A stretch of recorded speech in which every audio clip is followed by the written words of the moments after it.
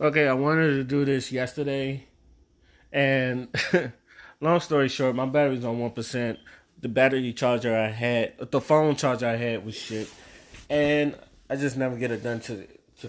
So tonight, hopefully, I can get some good content out of this. But I want to talk about Pharrell and his GQ magazine and him talking about new masculinity. Now, if anyone didn't see it or read it, Pharrell, he's on the cover of GQ in his long ass coat. Excuse me, I think I'm coming down with a coat. And he's basically talking about, I guess evolving and his style of outfits and new masculinity and toxic masculinity is what people always talk about. The usual things. And him growing up. So let me start off this way. I love Pharrell as a producer. Pharrell is top five, top three maybe producers of all time, in my opinion. He is top three producers of all time, in opinion. He is also a very trend-centered dude. All right, and basically how most people wear their clothes now. Pharrell's been doing it for a minute. Like he was on that polo shirts, the whole tight shirts, the skateboard looking gear, and most of the other stuff. He kind of brought that to the hip hop culture. Had his own style. Nigga had Billionaire Boys Club, the ice creams. And basically, him and Kanye is probably the one of the most trendsetter dudes because a lot of people. And maybe even Lupe. That's why I like Child Rebel Soldiers. Like Lupe was rocking Goyard bags before anybody was rocking Goyard bags, and a lot of people don't give Lupe his credit. But let's not talk about. Let's not. Let me try not to ramble off. Anyway, some of the stuff on there that got me, especially because he was talking about how he's embarrassed by some of the songs he's listening now, and he doesn't perform now that he used to perform back then. I was a little embarrassed, like Blurred Lines. He said it was like songs like what? He pointed out Blurred Lines, how sometimes that song can sound a little rapey, and I have problems with that. And the reason why he was like, there are men that take advantage. They use these same words and to get what they want. So this is why I have a problem with this. Rape is bad. Let me start by saying rape is bad, and people are raping bad. But anytime, in my opinion, when I feel like you do a song and like you have songs that's like I Know You Want Me, I'm pretty sure the girl he's talking to is already in his head consented. I don't think we're thinking about rape unless you're literally thinking about rape. I feel like everything a person writes or thinks about when they think about the opposite sex wanting them, it's out of consent. All right, and it's in their head. It's out of consent. So I don't feel like when men do songs, it's out of rape values. So that's one thing. So as far as the men taking advantage, let me tell you something. And this goes for both genders because this could happen either ways. Okay, men need to learn how to read body language, and women need to know when they're getting played. And these are two things that opposite sex really suffer on. Men, I think, like we get played, but sometimes a woman, I don't know. I've always can tell when a woman is being disingenuous or like she's about to play you or some shit like that. And this is really weird because I learned it in the strip club. All right, now I may never see. The thing is, I used to go to strip clubs a lot when I was little. Not when I was little. When I was 21, went to strip clubs a lot. Always had me money with me because I like going to strip clubs. So if I'm going to strip clubs, I'm going to. There used to be girls. There's two types of girls to me. There's the real shy ones. They'll just walk around and ask you, "Do you want to dance?" and all that other stuff. And then there's the really aggressive ones that they're like.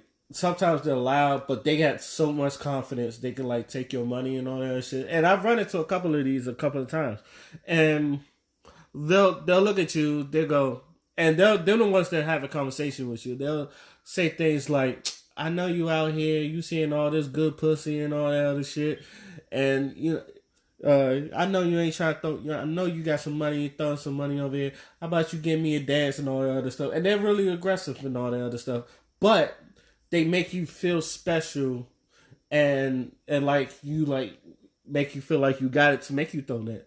Now I spot it all the fucking time, so I do it so much I laugh at them. I real bust out laugh at them. And they go, "What's so funny?" And I tell them real talk. I tell them all the time, "Yo, you got game." I look at them and go, "Yeah, you got game." Now, depending on how I feel, because I still have the real yes and saying yes or no. So sometimes I do say yes, but I know what you're thinking. They still getting your money. I said, for one, I tell people all the time, if I'm in a strip club, my whole intent is to throw money. So them getting my money is not really a big factor, but I'm learning how to read game at the same time. So, and when I was also, me being younger, the one thing I learned this from actually Cedar's World. Cedar was like, men need to learn how to read body language when you could tell when someone wants you or is not that interested in you. So, and this is where men falls. This is where men like really suffers because they'll like holler at a girl, and sometimes from the outside looking at, you could tell a girl's not that interested in you.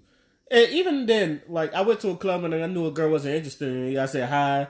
I said some other stuff. But I could tell by the body language she was not into me. I said, all right, have a nice day. I just walked off. Sometimes you, like, there are signs, especially when they're, like really scrunched up. When they're scrunched in, like kind of like this, you can tell they're uncomfortable. There's a lot of signs when they don't really, like, give you one word to like no word answers and all that other stuff, they're really not that interested in you. Niggas don't really understand that because, like I said, niggas don't really understand body language and all that other stuff. So when they do get like this, they have a problem with it. Feel like their game's not working. So it's as far as women on men, you need to know when a nigga is feeding you bullshit or not. I'm pretty sure you've heard, and women know this because you heard it before. And some people, men do kind of like play off the same type of playbook. There's a lot of times where men, they'll use the same old tired lines or they'll say some shit and you know it's like corny and all that other shit. And you know the nigga ain't shit. And now, most women, they'll like entertain it. But other people, they'll just like fall for it. And the ones that fall for it, I feel like they're the ones that always talk about that song is rapey and it takes advantage of women. It's probably because you've been taken advantage of. You need to know the game. And I tell people all the time, men and women, know the game, know how to play it, get the fuck out of it. As far as new masculinity goes, and and this is going to be another story. I had a friend that kind of dresses like Pharrell, but you know he had his own style. He wasn't like jocking Pharrell's style, but he was like 6'1", he had a skinny built. Like he wasn't a twig. He was like skinny built. He had a swimmer's body. Let's just say that. Dude had a swimmer's body, but he could actually swim. But the nigga, he had his own style, his own clothes that worked for him. And the nigga was always fly. Like, he's one of my very good friends. He was always fly. And, like, most people, they kind of look at him weird because they never see people dressed like that. But me, I always admired him because he had his own style and this shit was... And no matter how many times we go out or no matter how many times we go somewhere, women is always looking at him. He's just... Like, he could bag... He's married now, but when I tell you this nigga could bag any chick if he wanted to, that nigga could bag any chick that he wanted to without a problem. Now, me, I've always looked at his clothes and it's like, I can't wear that shit. I know it was for me.